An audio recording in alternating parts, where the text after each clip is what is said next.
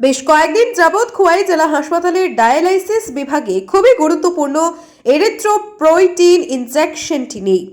অসুবিধার সম্মুখীন ডায়ালাইসিস নিতে আসা যে সমস্ত রোগীদের হিমোগ্লোবিন একেবারেই কম, সেই সমস্ত রোগীরা।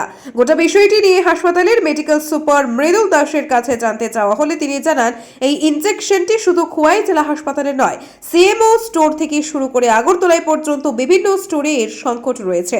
3 থেকে 4 বার লিখিতভাবে জানানো হয়েছে বিষয়টি উচ্চ পর্যায়ে। তিনি আশাবাদ ব্যক্ত করেন কয়েকদিনের মধ্যেই এটি অ্যাভেলেবল হয়ে যাবে। এরিথ্রোপয়েটিন ইনজেকশনটি নেই, এই বিষয়টি নিয়ে কি বলবেন?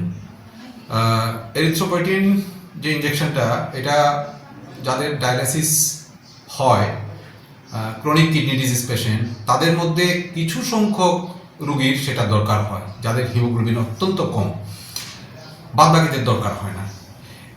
কিন্তু কিছুদিন যাবৎ আমাদের এই এরিথ্রোপয়েটিন ইনজেকশন নেই। আমাদের খোয়াই হাসপাতাল না, শুধু সিএমও স্টোরেও নেই, আগরতলা এনএচএম এর স্টোরেও নেই, ডিএইচএস এর স্টোরেও নেই। তো আমরা আমাদের তরফ থেকে একবার না 3-4 বার আমরা চিঠিপত্র এর মধ্যে পাঠিয়েছি।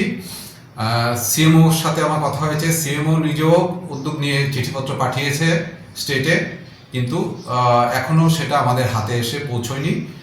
তবে প্রসেসে আছে, প্রকুরমেন্ট হয়ে যাবে। তবে একটা কথা বলি যে এরিথ্রোপয়েটিন ইনজেকশনই দিতে হবে এমন কোনো কথা নেই। এর অল্টারনেটিভ আয়রন ইনজেকশন আমাদের প্রচুর মজুদ আছে। আমরা আয়রন ইনজেকশন দিয়ে ফ্রি অফ কস্ট দিচ্ছি পেশেন্টদের, সেটা দিয়ে আমরা কাজ চালিয়ে দিচ্ছি। এটা কি স্যার একই কাজ করে? একই কাজ করে।